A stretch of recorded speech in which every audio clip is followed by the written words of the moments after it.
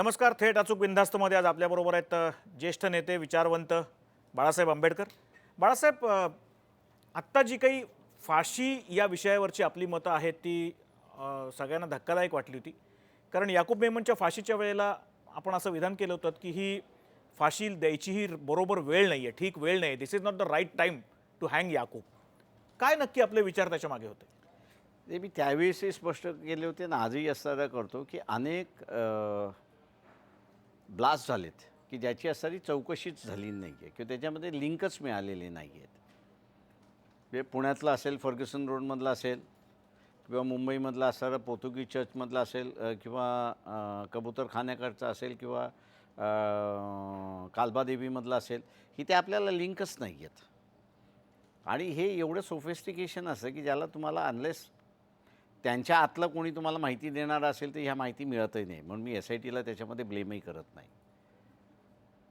मी असं म्हणतो आहे की ही मंडळी जी आहेत ज्यांना फाशी आपण देण्यात आली, मेमन यांना सर जी फाशी देण्यात आलेली आहे, तो स्वतःहून आलेला आहे. आता हे स्पष्ट झालेलं आहे. त्याच्यामुळे वेदर तो ॲसेट होता की डिस्ट्रक्शन होता, हा त्याच्यातला पहिला इश्यू मी मानतो. मी दुसरा याच्यातला मानतो की त्याला असणारं सुप्रीम कोर्टाने दिलेल्या शिक्षेतून किंवा प्रेसिडेंटनी कन्फर्म केलेल्या असणाऱ्या याच्यात कोणी वाचू शकलं असतं का? तर माझं म्हणणं नाही. त्याला कोणीच वाचू शकलं नसतं. त्याला फाशी देणं हा क्रमप्राप्त भाग होता. फक्त कधी द्यायचा हा माझा त्याच्यातला असणारा इश्यू होता त्या ह्याच्यामध्ये. जर तो उपयुक्त होता तर मग आपण त्याला असणारं ठेवलं पाहिजे. What may be the public opinion. राजकारणामध्ये पब्लिक ओपिनियनला महत्त्व असतं, हे जसं बरोबर आहे, तसं मी असताना म्हणतो की नॅशनल सिक्युरिटी ही पब्लिक ओपिनियनवरती चालत नाही. नॅशनल सिक्युरिटी ही ज्यांच्यावरती जबाबदारी आहे त्यांच्याकडे एवढ्या गोष्टी असतात की ज्या सामान्य माणसाकडे नसतात आणि त्या सामान्य माणसाशी तुम्ही शेअरही करू शकत नाहीत, अशा असणाऱ्या काही गोष्टी होतात. तेव्हा त्यांचं ओपिनियन ही त्याच्यातलं महत्त्वाचं. आणि म्हणून मी म्हटलं होतं की याकूबची मेननची युटिलिटी संपली आहे का? याच्यावरती ठामपणे कोण सांगू शकतं? आम्ही राजकारणी सांगू शकतो का? मुळात सांगू शकत नाही. तुम्हाला याच्यामधला इंटेलिजन्समधला असणारा जो सगळे जबाबदार आहेत त्यांनी हे डिसाईड केलं पाहिजे की वेदर त्याची युटिलिटी संपलेली आहे की नाही. आणि त्या दरम्यान आपण असणारं बघितलं की अनेक जणांनी शटल वेनी असणारा सांगण्याचा प्रयत्न केला की त्याची युटिलिटी अजून संपलेली नाही. आणि म्हणून मी म्हटलं होतं की हा जो हिंदू जिंगोइझम जो उभा राहिला त्या ह्याच्यामध्ये, तो कसाबच्याही वेळेस असणारा दिसला, तो अफजल गुरुच्याही वेळेस असणारा दिसला आणि तो मेननच्या विरोधातही त्या ठिकाणी असणारा दिसला. तेव्हा असे इश्यूज माझ्या अंदाजानं पब्लिक सेंटिमेंटच्या जोरावरती आपण असं ठेवू नये. तो एक स्टेट पॉलिसी म्हणून त्याला असणारा डिसाईड करणं हा भाग आहे. आणि काही वेळेस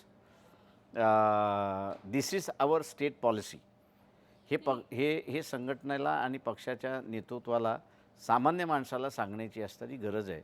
नाही, याकूब मेमनच्या फाशीच्या वेळेला आत्ता प्रचंड चर्चा झाली ह्या सगळ्या मुद्द्यावर. तेव्हा सगळ्या विशेष सरकारी वकील उज्ज्वल निकम असोत, कोदे असोत, स्वतः किंवा कुठल्याही ज्येष्ठ वकिलांनी हेच सांगितलं की समजा तो जर स्वतः आला असेल, असं मानून चालू की हे जे म्हणतायत की तो स्वतः आला होता आणि त्याने आपल्याला माहिती पुरवली किंवा मदत केली, तर ते सगळं जर तो पुराव्यांनिशी सादर करू शकत असेल तर त्यानुसार सुनावणी व्हायला हवी होती.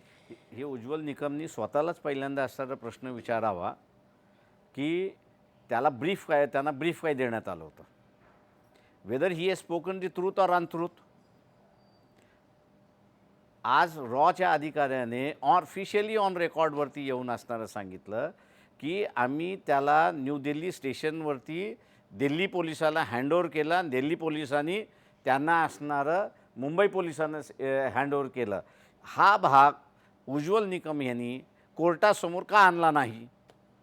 त्याच्यामुळे नाही, पण रमण यांचा लेख प्रश्न आपण किती आता माझं म्हणणं आहे की रमण नाही, प्रश्न असा आहे की there are certain organisations in this country की ज्याच्याबद्दल आपण असं चर्चा करू नये असं मी त्या ठिकाणी म्हणतो. त्यांनी केलेलं विधान हे आपण जसेच्या तसं एक्सेप्ट केलं पाहिजे. कारण का IB असेल, आत्ता CBI कुठेतरी कोर्टामध्ये स्वतःच्या केसेस लढण्यासाठी त्या ठिकाणी येतात आहेत आणि येत असताना त्याच्यासाठी स्पेशल CBI कोर्ट्स हे करावं लागलं. ह्या इन्व्हेस्टिगेशन एजन्सीज जरी होत्या तरी CBI एकटी आता फक्त त्याच्यामध्ये आले. उरलेल्या ज्या सगळ्या 2 या आपल्या आहेत, IB असेल किंवा रॉ असेल, या कुठल्याही इन्व्हेस्टिगेशन करतात पण प्रॉसिक्यूट करत नाहीत. ते प्रॉसिक्यूट करायला लोकल पोलिसच त्या ठिकाणी वापरतात त्या ह्याच्यामध्ये. आता मेननच्या ह्याच्या संदर्भात सुद्धा तेच केलं आहे की somebody has worked on him to surrender. तो सरेंडर केलेला आहे. He has been handed over आणि त्याला हँडेड ओव्हर केल्यानंतर लोकल पोलिसच टेकन ओव्हर.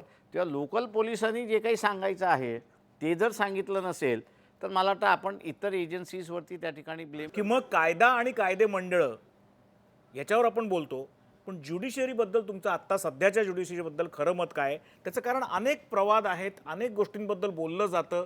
आता तर ज्युडिशियरीमधले रिटायर झालेले लोक दुसऱ्या किंवा चौथ्या महिन्यामध्ये येऊन आमच्या माध्यमांपुढे उभे राहतात. पूर्वीच्या काळी असं नव्हतं. म्हणजे बाबासाहेबांनी संविधान ज्या पद्धतीने लिहिलं त्याची एक गरिमा किंवा त्याचं एक स्टेटस किंवा त्याची एक सँक्टिटी ज्याला आपण म्हणतो, पावित्र्य संविधानाचं त्या पद्धतीमध्ये बघताना तुम्हाला ज्युडिशियरीकडे बघताना काय वाटतं? ते मुळात असं आहे की त्याच्यामध्ये ज्युडिशरीमध्ये जी काही स्ट्रेंथ वाढवल्या गेली पाहिजे होती अकॉर्डिंग टू पॉप्युलेशन, ती काही स्ट्रेंथ वाढवल्या गेलेली नाही. आणि त्याच्यामुळे ज्युडिशरी पहिल्यांदा एक कबूल करतो की ओव्हरबर्डन आहे सगळ्या ह्याच्यामध्ये. दुसरं त्याच्यामध्ये असं आहे की आता आपण बघितलं असेल की रिव्ह्यू पिटिशन, ठीक आहे, हे विदिन दी सुप्रीम कोर्ट पॉवर्स आहेत का? तर आहेत असं मी म्हणेन. त्याच्यानंतर इतर असणारे जे काही त्यांनी नॉर्म्स डेव्हलप केलेले आहेत त्या सगळ्या ह्याच्यामध्ये माझ्या दृष्टीने they are from guilty conscious.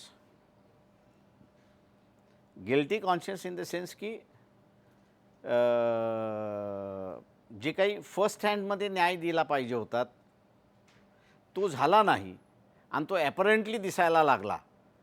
आणि मग ॲपरंटली दिसायला लागल्यानंतर ह्यांनी केले असं नसावं म्हणून एक त्यांनी नवीन स्ट्रक्चर उभं केलं त्या ह्याच्यामध्ये.